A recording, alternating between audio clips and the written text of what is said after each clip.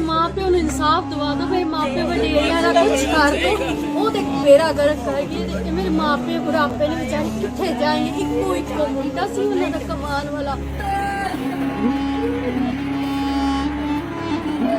ये नहीं पता था आज से हमारे घर में ही ये चोर बैठा था और हम भाग। हाथों में मेहंदी प्रेमी के नाम की और गले में मंगलसूत्र पति के नाम का। शरीर तो ससुराल में ही रहता था मगर दिल अभी भी कुल टाइम के प्रेमी सनी के लिए ही धड़कता था। ऐसे में वही हुआ जिसका डर था। दो प्रेमियों के प्रेम में भेंट चढ़ गई एक निर्दोष की। एक बच्ची के सिर से अचानक माँ बाप का साया हट गया और परिवार का गुजारा चलाने वाला इकलौता अमनदीप दुनिया को अलविदा कह गया। ये वारदात करनाल के नीलोखेड़ी की है, जहां एक पत्नी ने शादी के कुछ समय बाद ही पति को बता दिया कि वो किसी और से प्यार करती है और उसके बिना नहीं रह सकती।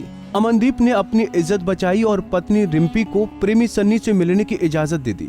मगर जब दोनों को लगा कि अमनदीप उन दोनों का मिलन कभी नहीं होने देगा तो साजिश रची और अफीम खिलाकर अमनदीप को मौत के घाट उतार दिया।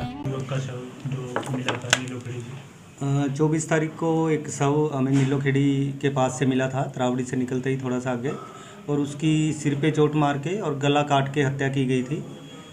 हत्या के बाद और मौके के जो साक्ष्य हैं उनको देखने के बाद हमने इसकी वाइफ से पूछताछ की थी कि किसके साथ इसकी कोई बातचीत है या रंजिश है।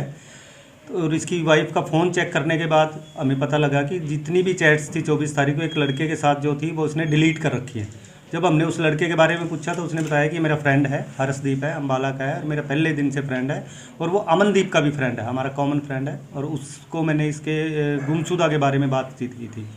हमें उसकी पूछताछ से शक हुआ। उस लड़के से हमने जब अम्बाला जाके उससे पूछताछ की तो उसका फ़ोन चेक किया, उसने भी वही चीज़ें डिलीट की हुई थी। और जब सख्ताई से इनसे पूछताछ की गई तो इन्होंने फिर वो सारा मामले सामने आ गया कि हम बचपन के दोस्त हैं, इकट्ठे पढ़ते थे, पहले दिन से एक दूसरे को प्यार करते हैं। सन्नी ने इसी दौरान दूसरी लड़की से शादी कर ली थी। वो पहले उसकी क्लास टीचर होती थी, बाद में उसकी बहन बनी और फिर उसकी पत्नी बनी। तो उससे इसके 2 बच्चे हैं।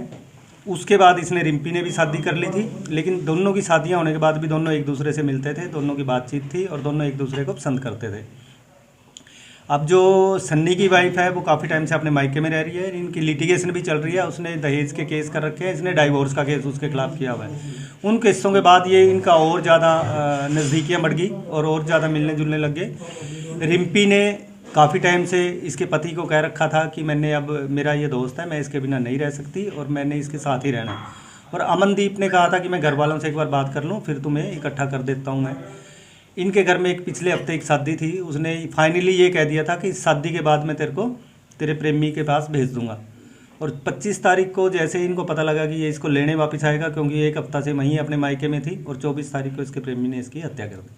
पुलिस को सबसे पहले मृतक की पत्नी रिम्पी की बातों पर शक हुआ था, जिसके बाद उसका फोन चेक किया गया जिसमें सन्नी के साथ उसकी बातचीत थी। हालांकि रिम्पी ने कुछ चैट पहले ही डिलीट कर दी थी। पुलिस को शक हुआ और अम्बाला जाकर जब सन्नी का फोन चेक किया गया तो उसने भी चैट डिलीट कर दी थी। दोनों से जब सख्ती से पूछताछ की तो अमनदीप की हत्या का गुनाह कबूल कर लिया। सन्नी भी शादीशुदा है और उसकी पत्नी से उसका विवाद चल रहा है, जो इस वक्त अपने मायके में रहती है। सन्नी पर पहले से ही दहेज का केस चल रहा है और उसने तलाक के लिए कोर्ट में अर्जी भी दे रखी थी ताकि वो तलाक के बाद रिम्पी के साथ रह सके। मगर उन्हें लगने लगा था कि अमनदीप के जीते जी वो एक नहीं हो सकते। शायद यही वजह है कि दोनों ने ये खौफनाक कदम उठा लिया। तो हर्षपाल है, ड्राइवर है, ड्राइवरी करता है ये। और अमन को पहले भी 1-2 बार इसने अफीम दी थी खाने के लिए। उस दिन भी शादी में जब ये अम्बाला मिले तो उसने कहा मुझे अफीम चाहिए, और ये अफीम के जरिए उससे मिलता भी था यहाँ आके बाहर, ऑफिस से बाहर और घर से बाहर। उस दिन भी अफीम लेके आया था और उसी जगह बुला लिया था कि जहाँ ये गुरुद्वारे के पास पहले मिलते थे, क्योंकि अफीम थी और वो खोल के उसने आधी डब्बी में डालनी थी, वो इसलिए थोड़ा किए। और हथौड़े के बार इतने स्टीक थे, तेज़ थे कि वो वहीं लुढ़क गया था। और बाद में इसने चाकू निकाल के 3-4 बार इसकी गर्दन पे की और मौके पे इसकी मौत हो गई। कितने लोग थे सर वारदात में? ये 3 लोग वहाँ से आए थे, पानीपत से, अम्बाला से। एक ये था सन्नी, 2 इसके दोस्त थे, एक कुणाल था और एक मनी पेंटर है जो अब झारखंड गया हुआ है। 3 आदमी ये वहाँ से आए थे। और उसकी गिरफ्तारी के लिए सर 2 आदमियों को हमने गिरफ्तार किया है अभी। अमनदीप को अफीम चाहिए थी और ये बात प्रेमी सन्नी अच्छी तरह से जानता था और अपनी पत्नी और उसके प्रेमी की साजिश का शिकार हो गया। उसके परिजनों का मानना है कि रिम्पी और अमनदीप इतने प्यार करते थे कि किसी को कभी शक नहीं हुआ। कि वो ऐसा कुछ कर सकती है। बहरहाल सभी आरोपियों को सख्त से सख्त सजा की मांग कर रहे हैं ताकि भविष्य में किसी निर्दोष के साथ ऐसा न हो। पता लगाना था भी क्यों हुआ है, ये नहीं पता था। आज से हमारे घर में ही ये चोर बैठा था और हम बाहर ढूंढ। तो आपको शक नहीं हुआ उनकी पत्नी पर कोई? नहीं, हमें कोई शक नहीं हुआ। तो शादी कितने समय पहले हुई थी? होता तो हम ये काम होने नहीं देते। शादी कितने समय पहले हुई थी अमनदीप सिंह की?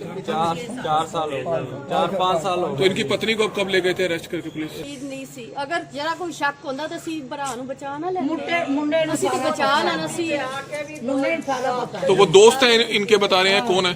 ਪਤਾ ਨਹੀਂ ਹਸਨ ਤੇ ਪਤਾ ਹੀ ਕੋਈ ਨਹੀਂ ਨਾ ਇਸ ਗੱਲ ਦਾ, ਬਿਲਕੁਲ ਹੀ ਨਹੀਂ ਪਤਾ। ਜੇ ਪਤਾ ਹੁੰਦਾ ਤੇ ਵੱਖਰੀ ਗੱਲ ਸੀ। ਅਸੀਂ ਤੇ ਕਿਸੇ ਮੇਰੇ ਮਾਪਿਆਂ ਨੂੰ ਇਨਸਾਫ ਦਵਾ ਦਿਓ, ਮੇਰੇ ਮਾਪੇ ਵਡੇਰਿਆਂ ਦਾ ਕੁਝ ਕਰ ਦਿਓ। ਉਹ ਤੇ ਬੇੜਾ ਗਰਕ ਕਰ ਗਏ ਤੇ ਮੇਰੇ ਮਾਪੇ ਬੁਢਾਪੇ ਨੇ ਵਿਚਾਰੇ ਕਿੱਥੇ ਜਾਣਗੇ। ਇੱਕੋ ਮੁੰਡਾ ਸੀ ਉਹਨਾਂ ਦਾ ਕਮਾਨ ਵਾਲਾ, ਉਹਨੂੰ ਹੀ ਮਾਰ ਕੇ ਕਰ तो आएंगे, ऐसी बहू को सख्त सजा होनी चाहिए थी। ਹਾਂ ਬਹੁਤ ਜ਼ਿਆਦਾ ਸਖਤ ਹੋਣੀ ਚਾਹੀਦੀ ਹੈ। ਜਿਵੇਂ ਸਰਵਨ ਸੀ ਨਾ ਉਹਨੂੰ ਧੋਖੇ ਨਾਲ ਮਰਵਾਇਆ ਸੀ ਨਾ ਤੇ ਦਸ਼ਰਤ ਦਾ ਕੀ ਹਾਲ ਹੋਇਆ ਸੀ, ਉਵੇਂ ਹੀ ਮੈਂ ਕਹਿੰਦੀ ਹਾਂ ਇਹਦਾ ਵੀ ਹਾਲ।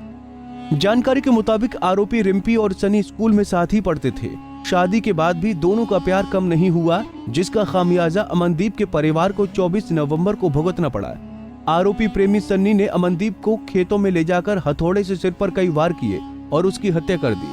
पुलिस को उस पर शक न हो इसलिए 7 नंबर की जगह 10 नंबर का जूता पहन कर गया था। उसके साथ उसका दोस्त कुणाल और मनी पेंटर भी थे। मनी फरार है जबकि कुणाल, रिम्पी और खुद सन्नी पुलिस की गिरफ्त में हैं। नाम के युवक का शव अभी बीते दिनों मिला था नीलोखड़ी के पास, क्या मामला है सर? देखिए, दिनांक 25 नवंबर को तरावड़ी थाना के क्षेत्र में एक युवक का शव मिला था, जिसके बाद में पहचान अमनदीप वासी नीलोखड़ी के तौर पे हुई थी। उसी दिन ही हमने परिजनों के बयान पर धारा 302, 120 भी IPC के तहत तरावड़ी थाने में मुकदमा दर्ज किया था और मामले की जाँच आरम्भ की गई थी। मामले की जांच के दौरान हमने हर्षदीप उर्फ सनी, जो कि अम्बाला का रहने वाला है, और उसका एक साथी कुणाल, वो भी अम्बाला का रहने वाला है, एवं अमनदीप की पत्नी को गिरफ्तार किया है। इनको आज माननीय न्यायालय में पेश किया जाएगा और मामले की आगे की जांच। बता दें कि अमनदीप और रिम्पी की शादी 2016 में हुई थी। मृतक रोजाना गांव में बनी जी लैब में काम करता था। वारदात के दिन लैब से घर लौट रहा था। जब वो देर रात तक घर नहीं पहुंचा तो उसकी मौत के बारे में घर वालों को पता चला। आरोपी की पत्नी रिम्पी को पति की मौत का कोई अफसोस नहीं है।